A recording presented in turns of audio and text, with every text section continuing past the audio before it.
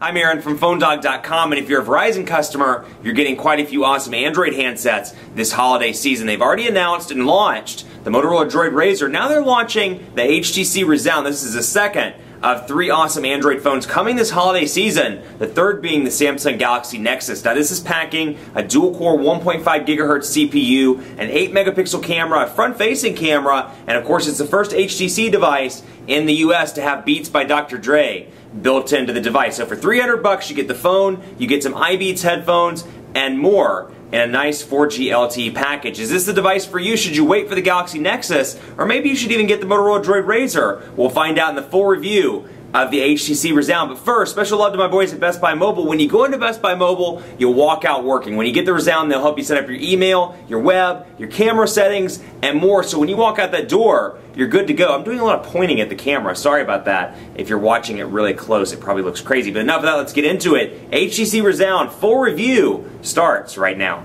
So, you know, Verizon's done a pretty awesome job so far this year with the high-end Android handsets, and they're continuing it into the holiday season. This is the HTC Resound, and it's available now at Verizon corporate stores, Best Buy Mobiles, online at VerizonWireless.com, and online at BestBuy.com for $299.99 out the door with a 2-year agreement. So it's pretty expensive, $300. It's right there in that typical price tier for Verizon's 4G LTE handsets. Somebody told me the other day I use my hands a lot in the video, so I think I'm going to progressively or periodically come back and do this as I'm talking. But you get the idea. 4G LTE handset, dual-core 1.5 gigahertz Snapdragon CPU. It's got a 4.3-inch display. Now, this is the first display on any mobile device to be true 720p. So this is an actual HD display, 720p, and the camera really isn't going to show it off, but I can bring it in pretty close so you can get a look. I mean, it's just a beautiful display. There's no other way to say it, and you're going to have to see it in person. Really compare this to devices on the market like the Motorola Droid Razr, the upcoming Samsung Galaxy Nexus, and some of the other high-end devices on the market like the iPhone 4S, the Galaxy S2 Skyrocket, and more, because it's a pretty awesome display. But anyway, 8-megapixel camera with 1080p HD video recording, dual LED flash. It has a 1,620 milliamp hour battery. So we'll talk about that in part 2, but it's been kind of interesting because you see some of the competitors coming out with, like Samsung for example, 1,850 milliamp hour batteries. Motorola has done 1,930 in the past, so you're thinking, okay, for a high-end Android device, 1620 might be just a tad too small, but we'll take a look at that in part 2. So here's a device. It looks good. It's got this typical red and kind of chrome color scheme to it. It looks a lot to me like the Sensation XE.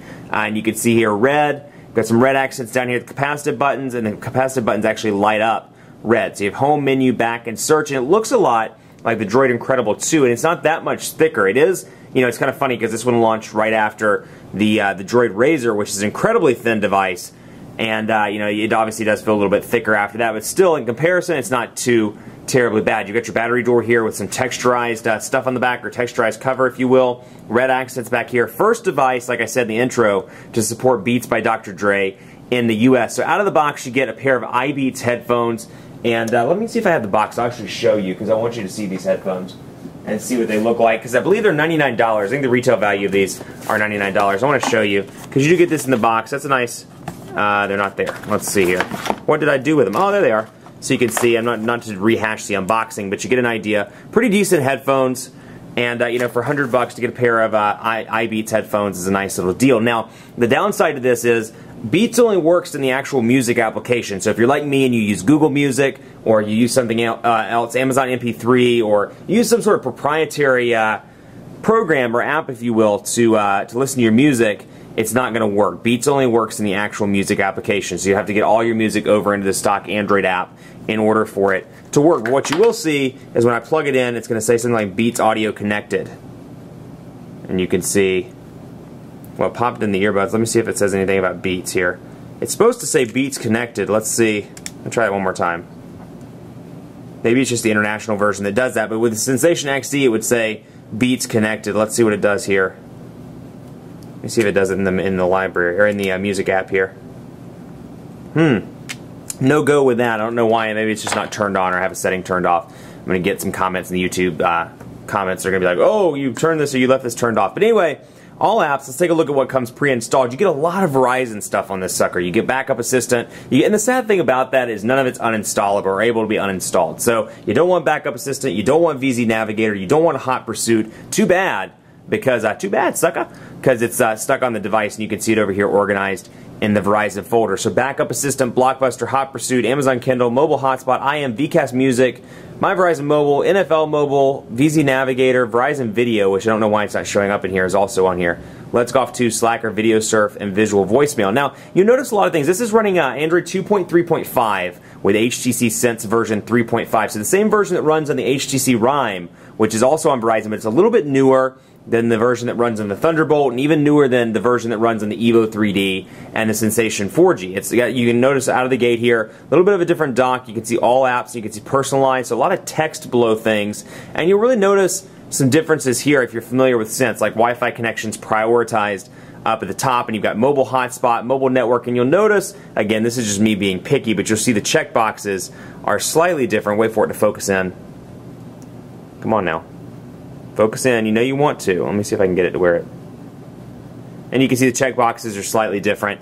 Otherwise, quick settings remain pretty similar. You got your application, or your task manager rather, 1 GB of memory on this bad boy. And so it's packed in terms of features. You know, one thing I did notice though, and I'll talk a little bit more about this in part 2, despite having a dual-core 1.5 GHz processor, you see a little bit of a lag. Particularly, take a look at that when you open up the menu. See how it kind of stutters as it goes up? I noticed that there, and I noticed it in the browser as well. So if you're looking for a device that's just slamming fast out of the gate, this may not be the device for you. I hate to say that because it is a feature-packed phone, but speed, it doesn't necessarily excel in processing power all the time. So keep that in mind.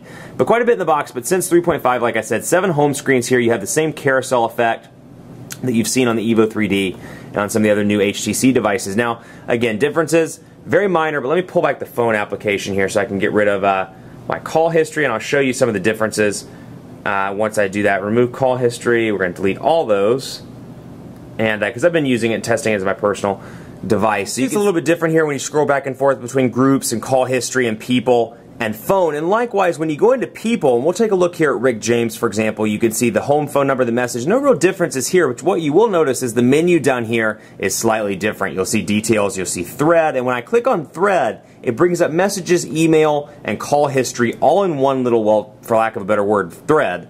And then you can scroll over here and see updates and see gallery with photos that are tagged with Rick James. So you can see it's just a little bit more organized. You know, I see this all across the board. For example, when I go into people, I can go over here to people and it'll search, and it brings up all my options here when it comes to contacts. And you'll just notice some graphic changes. You'll notice this is black, for example, and you'll see everything's just kind of more fluid, kind of more smooth, more of an evolutionary upgrade from Sense 3.0 as opposed to a huge, ground-up revision, which is obviously why they're calling it a 0.5 version and not a full version. Let's take a look at ice cream, or take a look at internet. I was thinking ice cream sandwich because I was thinking of 4.0, but we'll take a look at PhoneDog.com. We'll load it up and bring it back. Now this is obviously a 4G LTE device, so it's it does incredibly well in network speeds.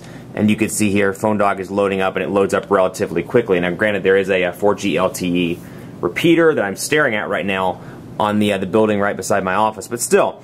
Pinch to zoom, you'll see, relatively responsive. I do see a little bit of a stutter from time to time in the browser. Like I said, the browser and the menu are the two places I see it, and you can kind of see it lag just a little bit then. But pinch to zoom, relatively responsive. What I do like, though, and I talk about this in Sense quite a bit, is let's say I'm really focused in on the Resound first impressions here that I wrote a couple days ago. Well, I go to a second window, I'm like, I need to check something else. I can open it up, or open up a second window, rather, and bring it up, and let's say I want to go back to PhoneDog, where I can scroll right back over and do that, and then I can open up another window, for example. And so it's quick and easy, and gives you, the ability relatively easily to go back and forth between menus and between windows. Now, what I do like is when we go back, we'll take a look at PhoneDog again, just so I can show you. Leaves you right where you left, or picks up right where you left off, and what it does have is back and stop. So it has some, again, text icons there, or text as opposed to just icons, which is a nice touch. So that's pretty cool. Let's take a look at messages as well. And there's the device phone number. So we'll text ourselves, for example, and take a look, and we'll say the Quick Brown Fox. Fox is hungry for a hot dog and fries. Quick Brown, well, I mean, terrible spelling here. Quick Brown Fox is hungry for a hit dog and fries. So, again, some spelling errors there, but pretty easy to correct. Notice that one was wrong, and it capitalizes Brown Fox. But anyway, transition effects, relatively quick. Now, what you don't get over here are the easy transition effects like you see in TouchWiz 4.0 and in Motorola's, or excuse me, in Motorola's UI, not TouchWiz 4.0.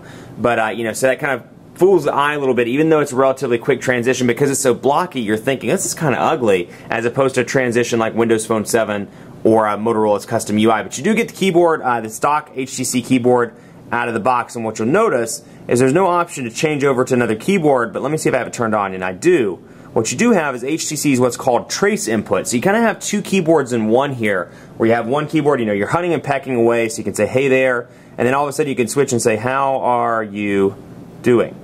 So, which I'm apparently not very good at it at all, but that's okay. I'm not good at swipe either, and you can use it in landscape mode as well. Now again, 4.3-inch display here, nice and long. So for somebody that's transitioning over from a physical keyboard, they shouldn't have any problems using this. Maybe a little bit of a challenge in portrait mode, but you can always swing it over into landscape and you get quite a bit of screen real estate for the keyboard. Nice island keys as well.